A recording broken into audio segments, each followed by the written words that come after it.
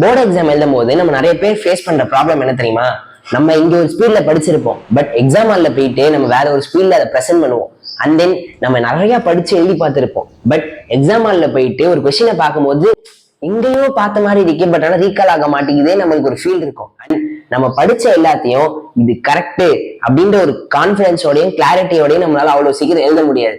And with that time ஆக ஆக நம்ம முடிச்சிருவோமா மாட்டோமான்ற ப்ரெஷரும் இன்னும் அதிகமாயிட்டே இருக்கும். அண்ட் இது எதுவுமே இல்லாம 100% கான்பிடன்ஸோட வேற லெவல் ஸ்பீடோட எந்த விதமான ப்ரெஷரும் இல்லாம போர்டு எக்ஸாம்ஸை கெத்தா கரேஜோட ஃபேஸ் பண்றதுக்கு நீங்க இந்த ஒரு விஷயத்த பிராக்டிஸ் பண்ணி ஆகணும், which is writing mark exams. Mark exams எழுதுறது மூலியமா நமக்கு எப்படி உள்ள பெனிஃபிட் இருக்குன்றத நான் இப்ப எக்ஸ்பிளைன் பண்றேன்.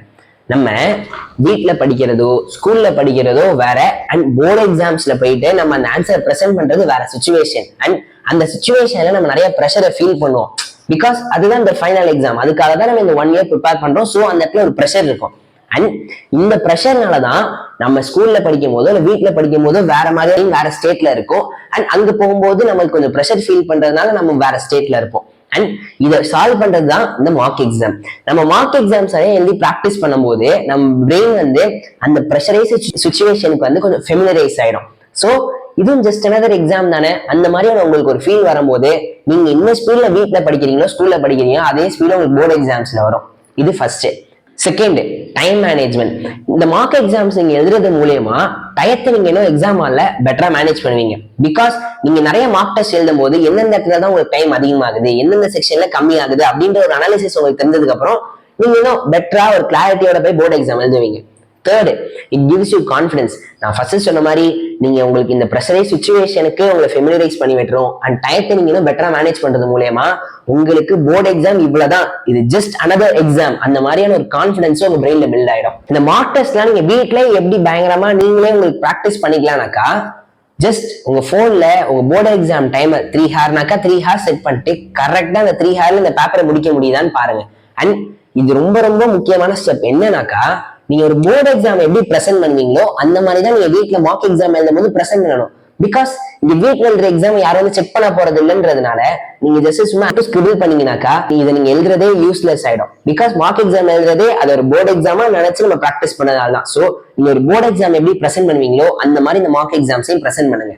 அண்ட் தேர்ட், நீங்க ஒரு வாரத்துக்கு 2 இல்லாட்டி 3 மார்க் எக்ஸாம் எழுதுறது மூலமா உங்க போர்டு எக்ஸாம் மார்க்க பயங்கரமா பூஸ்ட் பண்ண முடியும். அண்ட் 2-3 தான் இல்ல, உங்களால எவ்வளவு மார்க் எக்ஸாம் அந்த வாரத்துல கம்ப்ளீட் பண்ண முடியுமோ அவ்வளவு கம்ப்ளீட் பண்ணுங்க. அண்ட் 4வது முக்கியமான விஷயம், இந்த மார்க் எக்ஸாம்ஸ்க்குலாம் கொஸ்டின் பேப்பர்ஸ் நீங்க எங்க போய் ஆக்சஸ் பண்ணலாம்னாக்கா, நீங்க நிறைய கைடு வச்சிருந்தீங்க இல்ல பேரல் புக் வச்சிருக்கீங்கனாக்கா அதுக்கு பின்னாடியே எக்கச்சக்க சாம்பிள் பேப்பர்ஸ் கொடுத்துருப்பாங்க.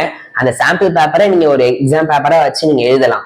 ஆர் உங்கள்கிட்ட இந்த கைட்லாம் நீங்க யூஸ் பண்ண மாட்டீங்க அப்படின்னாக்கா நிறைய வெப்சைட்ஸ்லேயே வந்து 7 to 8 yearsக்கான free board exam question papers with சொல்யூஷன்ஸோட அவைலபிளா இருக்கு. அண்ட் நீங்க ஒரு சிபிஎஸ்இ போர்டா இருந்தீங்கன்னாக்கா என்சிஆர்டி புக்ஸ் அண்ட் சொல்யூஷன்ஸ் அப்படின்ற வெப்சைட்ல பார்த்தோம்னாக்கா நான் சொன்ன மாதிரி இந்த 7 to 8 yearsக்கான கொஸ்டின் பேப்பர் வித் சொல்யூஷனோட இருக்கு. ஆர் நீங்க சிபிஎஸ்இ வெப்சைட்ல போனீங்கனாலே உங்களுக்கு ஒரு 7 to 8 yearsக்கான கொஸ்டின் பேப்பர்ஸ் கிடைக்கும். ஸோ இதை வந்து சின்சியரா நீங்க ஒரு போர்டு எக்ஸாம் எப்படி எழுதுவீங்களோ அந்த மாதிரி டைமர் செட் பண்ணி எழுதுங்க.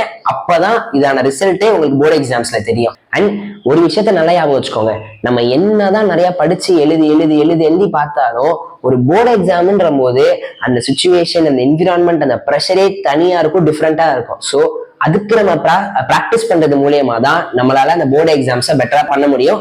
ஸோ உங்க வீட்டுல எவ்வளவு டைம் கிடைக்குதோ அவ்வளவுக்கு எவ்வளவு மார்க் எக்ஸாம்ஸ் எழுதி ப்ராக்டிஸ் பண்ணுங்க.